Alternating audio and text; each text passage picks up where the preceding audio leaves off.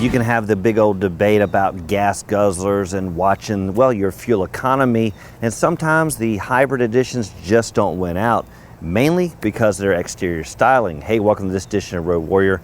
I'm your host, Grant Roberson. Now behind me really answers the good old question of how do you, well, make hybrid less geekish? Well, you put it with a BMW grille and, well, put a supercar-like exterior on it and, well, call it a day. If you're not familiar with the I-Series from BMW, well, join the crowd. Neither was I. And in the model lineup, well, there are only two offerings, the i3 or the as-seen i8. And there's a huge difference. The i3 being a quirky, Fiat-ish, small, compact vehicle, the i8 being a supercar. And with that huge dramatic difference, I'm assuming that void is going to be filled with some other models in the lineup, but they at least gave you a starter kit and, well, this one to get you to the top if you want. Now, looking at the outside, naturally it's a one-of-a-kind design, but it all starts with the type of build it's made of. Now, it's a CFRP. That refers to a carbon fiber reinforced plastic that help mold this vehicle to perfection, and it's all sitting on an all aluminum frame. To understand truly what CFRP can do for design, you have to look here at the back end to get the most evidence of what it can truly do. And where you see that is in this rear wing design. Now, we're all familiar with spoilers, the pop-up ones we see on Porsches and all that, but this one really built into the body. Now, we have natural great aerodynamics that's sweeping down through here, but look at this area. Now, this is right over the rear haunches, and the airflow naturally cuts in this point. Now, anytime you can get air flowing across a vehicle, the quicker the better aerodynamics. And where you see this is a nice tunneling. All this truly open all the way through there. This wing truly supporting itself, really with no bounce and give and shake and all that jazz.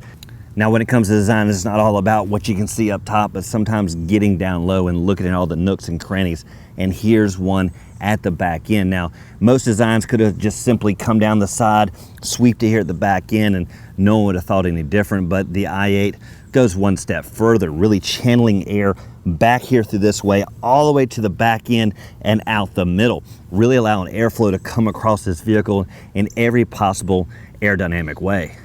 Now, swing around here to the back end, just give you a little bit more of where that air is going. Now, what you're gonna notice if you really dive under here is that air comes tunneling out a very small area, really funneling right behind the engine and coming down through this area here. Now, what I do like is they didn't make it a real passive airflow where they could have made the hole and niches right through there and would just came out much easier. Instead, they've really forced that air, giving it some maybe force down on this vehicle, really coming right through here. But I like the fact that we still sculpted it. It looks like a Batmobile back here, but again, that airflow that was over there sneaks around this way. Now, the front end is definitely one of the most spectacular parts of this vehicle, just the overall Ferrari-ish supercar-like front end. Now, I'm a very novice at this, so this is a big wow factor for me, just having this profile, and definitely a wow factor for everyone that saw it. Now, diving in a little bit, you're obviously gonna notice this huge airport right up here, bringing in some airflow, pushing it down the vehicle. Again, really sculpted hood line, grille warfare, keeping it somewhat to a minimum with the good old kidney shape BMW grills, low fascia, ground clearance, really snug in the road. One thing you got to be careful of is really this lower end. Now, one thing we've noticed really traveling around, potholes, transitions into parking lots, those do have a lot of upper angles and different undulations. This will take a beating if you're not careful, and the way we do it is we go slow and steady and at an angle. Worst case, you just don't go in there. We've really seen a lot of these front ends banged up pretty bad just from people, well, not treating it like a supercar. Now, one thing to note about this front hood, now obviously our engine is back that way, so what do you need to do under here? Well, nothing. It's not like a Porsche where you can put a little suitcase here or whatever. A lot of the operation that's under this part right here, specifically a battery and some other things, really the owners just don't need to worry about. And the reason for that is, well, to release this hood is really mechanical. There's actually a hidden pull latch here on this side and that side, and this is a two-person lift when it comes from this hood. And what you have to do is actually raise it up on one hinge, then shift it forward. Now, if you don't do that exactly the right way, you will start to hear this whole hood crack and make some noises that just you don't want to hear. So what I truly want to say is, well, just leave the hood alone and let the experts dive under here if they need to. Looking at the numbers, what you're going to find here on the i8 is about 184 inches overall, wheelbase about 110. Decent numbers that aren't, well, too big and definitely not too small. Now, as for width, without the mirrors, it's just around about 6 feet, height about 50 inches. And for my 6 foot plus frame, that definitely means it's a bending affair.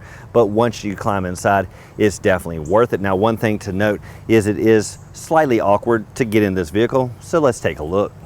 I know at this point you're still considering the fact that this is a hybrid. It doesn't look geekish. It's a supercar. It's a BMW. And wow, I can't believe it's a hybrid. Did I mention that? Now, once you get past all that, you get past the design, you possibly have even picked up your lip from drooling. One next feature is the doors. Now, I'm traditional. I know the good old school method, but BMW, of course, couldn't do that here. The way they did it is the good old Lamborghini butterfly style, swinging this door up out of the way. Now, what that does mean is, well, for my 6 foot plus frame, it does make it a head banging affair if I don't pay attention.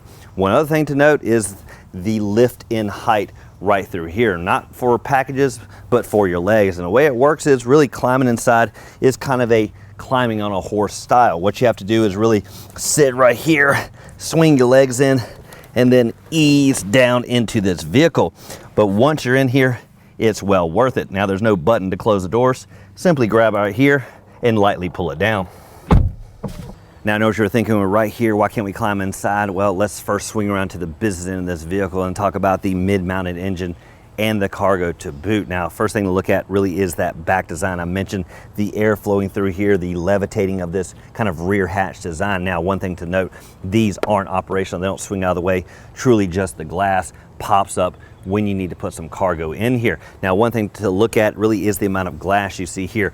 Really this huge bank and all the glass all the way around. Now, it does make for a somewhat greenhousing of the interior, especially on a hot day, so it heats up quite a bit.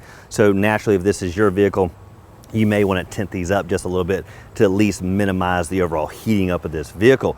Now, when it comes to the operation back here, again, it's just the glass and it all relates to the key fob. Really just a nice little press of a button, that glass pops up. And what you're going to notice, again, huge amount of glass does allow for a fairly decent amount of cargo, but what you're going to find is a very really niche area, around about 4.4 cubic feet, just enough for maybe one bag for overnight. Now, there is a nice screen here that can cover up any items in there, really giving you some security, because if people can't see it, they're not going to know what's in there.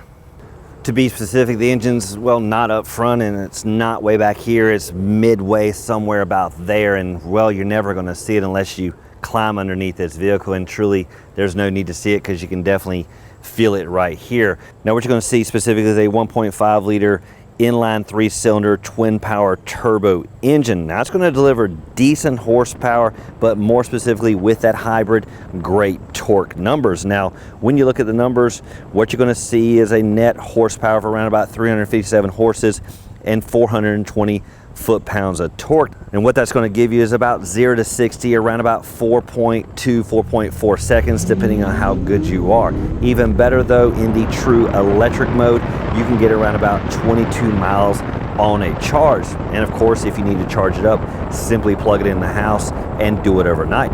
The i8 is an all-wheel drive system, and the transmission is a 6-speed automatic with a sport mode. Now, while you're in electric mode, you can again go around about 22 miles with a top end speed of around about 75 miles per hour on electric power alone. Looking at the four corners, one thing you expect is, well, little rubber and big rims, and that's what the i8 delivers. Specifically, 20-inch wheels dressed with 215 45s in the front, 245 40s in the rear. Intelligence is all around this vehicle, from the hybrid technology, the plug and go type of system, and well, the ingress into this vehicle. It may sound simple, but you definitely got to get a reward of just the ease of comfort. Now, where it starts is with the key in your pocket. Leave it in there, forget about it. Now, again, for the handle, you're going to find it, well, as you ease down about right here. Simply press and hold. it's going to rise to the occasion. Now, once it gets up out of the way, really, it's really light and easy. Really, with one operation of a hydraulic lift down there, really makes this nice and light. Now, there's some manual overrides, and I'll show you those in just a second. In case of electronic failure, you want to know how to get out of this vehicle. Most of the vehicle has a lot of electronic components, electronic releases, so knowing the manual overrides doesn't hurt. And where you're going to find it for the door is right up here. Simply press one time, it's going to pull this handle up. Now, one thing to note, there is no more give right here, so don't pull too hard. Instead, slide up on the back, it's going to push it forward. That's a little release. Now, once you do that, then you can push it and the door is going to release real easy. That's going to allow you to get out of this vehicle should there be some type of power failure. When you climb inside this vehicle, the sculpting on the outside is definitely matching the inside with the dash, really having the most spectacular look we've seen in quite a while as you sweep all the way across to the driver's side. Now, while we're here, let's look at the good old gauges. Nothing standard here, but a good old digital readout with the hybrid technology on the right, the good old speed on the left, and a good digital readout in the middle. Now, what I like is this really gives you all the information from the driving modes to fuel economy, whatever you need. Now, what you will notice when you do switch to the sport driving mode, everything turns to red. That reminds you that this bad boy's ready to go. The central knob is something you want to get used to because it really handles everything right there on the screen. No reason to stretch, everything's right there by your hand when you need to use it. Now, what you'll get used to is basically finding your way around it. Just takes a little bit of navigating, toggling around here and there. Basically, if you get lost, just simply hit the back. Now, I pretty much leave it on the good old entertainment, scroll up and down, but it Bluetooths your phone quite well. If you'd rather have shortcuts for your favorite listening stations, simply restore them right here. That's going to give you a nice shortcut versus use as a central knob. You also have a simple volume control right there as well, and the source select here on the left side. Now, scrolling down, what you'll find is a simplified climate control. No reason to really dress it up at all. You've got enough going on the outside and the wow factor on the inside.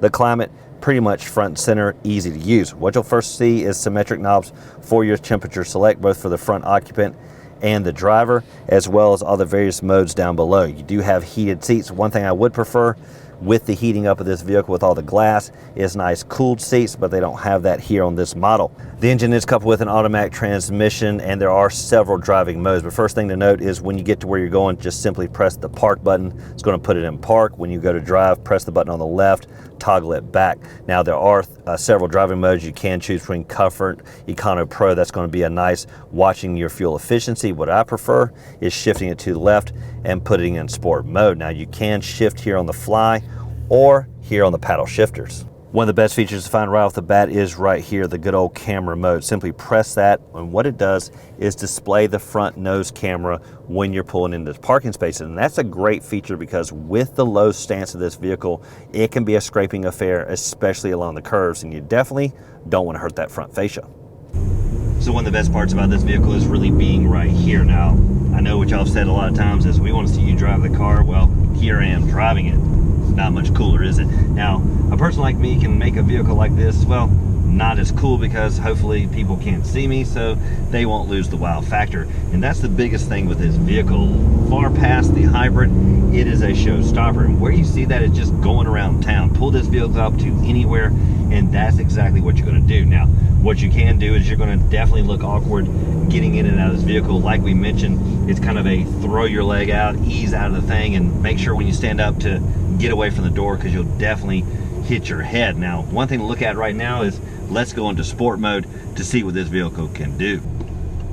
Now, when you go out, the best thing about it is when you put it in sport mode, you just stomp it and it will go. Now, you shift on the fly really easy and it snugs quite nice. Now, I'm not a real enthusiast about going fast, but this vehicle handles, and it makes even a novice person like me feel comfortable, but you still got to stay within your means. Now, everyday driving's not going to find you going 0 to 60 that much, but when you can, between stoplights, whatever it may be, just simply press the gas. Now, if you're not as good at shifting the gears, just put it in a sport. This vehicle will handle it for you, and as you can tell, you're going to get those high RPMs until you shift or until the vehicle does it for you. But for the most part, 0 to 60 comes long before you're ready, and well, you're already at the next stoplight, so time to shift down. Now, Now when you have this vehicle in sport mode, what you'll notice is its jumpiness. It wants to go out the gate. Anytime you go from a stoplight, it's ready to go. So what you're going to do on a daily drive is simply put it over there in a comfort zone. That really makes life easy and also brings down that kind of rev of this engine. Now when you're in comfort zone, really what you're going to focus on is just the overall ergonomics. This vehicle is truly comfortable. Now it doesn't make for a great ingress, but once you're in here, I truly love it. Now what you're going to see for legroom is around about 43 inches. Plenty of stretch even for my 6-foot+ frame. Now with the 2+2 design, what does that mean for the back? Well, knee scraping 28 inches, and well, just put a small child back there.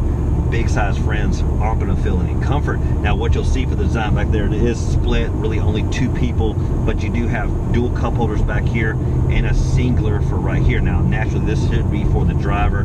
The front occupant really going to have to reach back there because this is my spot, not theirs. So what does it take to get you behind the wheel of a hybrid? Could it be a supercar like this? Well, BMW's answer to that is definitely yes. And of course, it's going to take a few more bucks in your pocket to get there, around about $150,000+ as tested. But with that, you get the reassurance that, well, you're saving the world one plug up at a time, and well, you got just enough room for one full-size adult and well, some little kids in the back. But what's great is BMW says we can throw the old hybrid thinking out the window and deliver this classy looking car that makes, well, everyone turn heads. Now, as always, thank you for watching this edition of Road Warrior. Keep both hands on the wheel and eyes straight ahead.